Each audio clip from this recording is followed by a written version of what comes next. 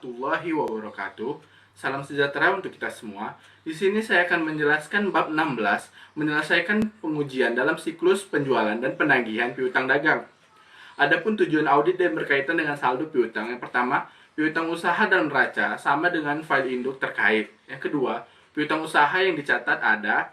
Yang ketiga, piutang usaha yang ada telah dicantumkan. Yang keempat, piutang usaha sudah akurat. Yang kelima, piutang usaha telah diklasifikasikan dengan benar. Yang keenam, pisah batas piutang usaha sudah benar.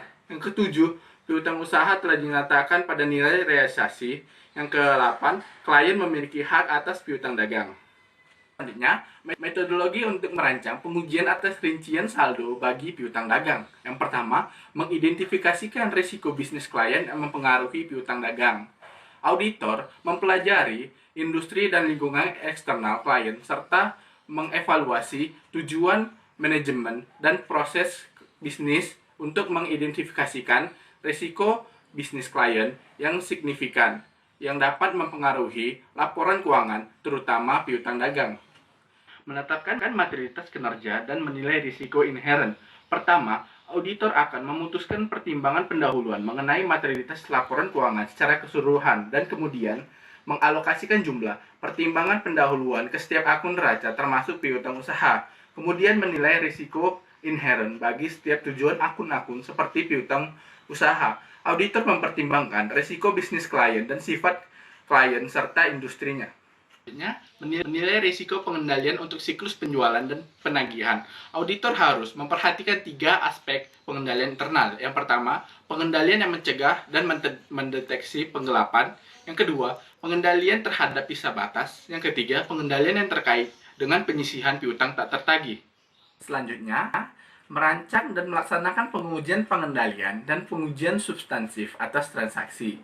Ini dilakukan agar dapat menentukan pengendalian untuk penjualan dan penerimaan kas harus direvisi atau tidak, dan untuk menentukan sejauh mana resiko deteksi yang direncanakan akan dipenuhi bagi setiap tujuan audit yang berkaitan dengan saldo piutang usaha.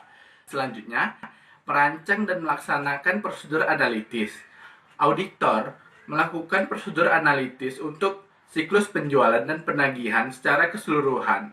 Ini dilakukan karena hubungan yang erat antar akun-akun, laporan laba rugi, dan neraca. Dan yang terakhir, merancang dan melaksanakan pengujian atas rincian saldo piutang usaha.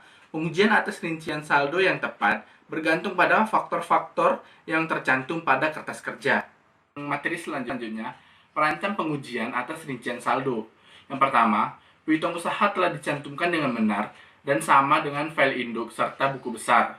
Prosedur audit yang dipilih dan ukuran sampel akan sangat bergantung pada apakah bukti yang dirancang untuk tujuan tertentu adalah rendah, sedang, atau tinggi. Yang selanjutnya, piutang usaha dicatat memang ada. Piutang usaha yang ada dicatat semua. Konfirmasi saldo pelanggan merupakan pengujian atas rincian saldo yang paling penting untuk memeriksa eksistensi dan keberadaan piutang usaha yang dicatat. Selanjutnya, piutang usaha yang ada telah dicantumkan. Sulit bagi auditor untuk menguji saldo akun yang dihilangkan dari aged trial balance, kecuali mengandalkan pada sistem menyeimbangkan sendiri file induk yang ada. Selanjutnya, piutang usaha sudah akurat. Auditor melaksanakan pengujian terhadap debit dan kredit pada setiap saldo pelanggan dengan memeriksa dokumen pendukung menyangkut pengiriman dan penerimaan kas. Selanjutnya, piutang usaha diklasifikasikan dengan benar. Auditor dapat mengevaluasi piutang dagang dengan relatif lebih mudah dengan mereview aged trial balance untuk piutang yang material dari pihak terkait. Selanjutnya, pisah batas piutang sudah benar. Pisah batas piutang dagang terdiri dari pisah batas penjualan, pisah batas retur dan pengurangan penjualan, pisah batas penerimaan kas. Yang selanjutnya, piutang usaha dinyatakan pada nilai realisasi. Standar akuntansi mengharuskan perusahaan menyatakan piutang usaha pada jumlah yang akhirnya akan tertagih. Selanjutnya, klien memiliki hak atas piutang usaha. Pada umumnya, hak klien atas piutang usaha tidak menimbulkan masalah audit karena biasanya piutang masing-masing milik klien. Selanjutnya, penyajian dan pengungkapan piutang usaha. Auditor harus memutuskan apakah klien mengkombinasikan jumlah dan mengungkapkan informasi pihak terkait dengan tepat dalam laporan keuangan. Selanjutnya, konfirmasi piutang usaha.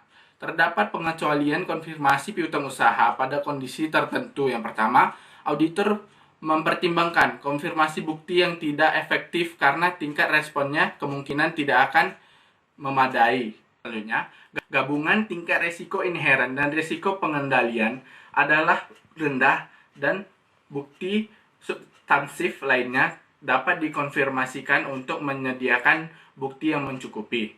Selanjutnya terdapat 4 jenis konfirmasi piutang usaha. Yang pertama, konfirmasi positif, yaitu komunikasi dengan debitor yang meminta pihak penerima untuk mengkonfirmasi secara langsung apakah saldo dinyatakan pada konfirmasi benar atau salah. Konfirmasi kosong, yaitu konfirmasi positif yang tidak menyatakan jumlah konfirmasi, tetapi meminta penerima untuk mengisi sendiri saldo dan melengkapi informasi lainnya. Yang selanjutnya, konfirmasi faktur, yaitu jenis konfirmasi positif yang hanya meminta setiap faktur akan dikonfirmasi dan bukan saldo piutang usahanya. Selanjutnya, konfirmasi negatif yang ditujukan kepada debitor dengan hanya meminta respon jika ada kesalahan pada jumlah yang tertera atau dinyatakan. Langkah melakukan konfirmasi piutang. Yang pertama, penetapan waktu. Yang kedua, keputusan sampling. Yang ketiga, memverifikasi alamat penyelenggaraan pengendalian. Yang keempat, menindaklanjuti non-respon. Analisis perbedaan. Jika konfirmasi telah dikembalikan oleh pelanggan, auditor harus menentukan penyebab terjadinya perbedaan. Selanjutnya, menarik kesimpulan. Jika semua perbedaan telah diselesaikan, termasuk yang ditemukan dalam prosedur alternatif, auditor harus mengevaluasi ulang pengendalian internal setiap salah saji klien dianalisis untuk menentukan apakah hal tersebut konsisten atau tidak dengan resiko pengendalian yang dinilai pada awal audit. Materi terakhir yaitu mengembangkan program audit bagi pengujian yang terinci. Kertas kerja perencanaan bukti harus disiapkan auditor untuk membantu menentukan luas pengujian dan rincian saldo yang direncanakan.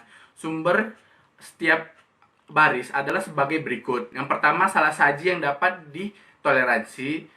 Yang kedua, risiko audit yang dapat diterima. Yang ketiga, risiko inherent.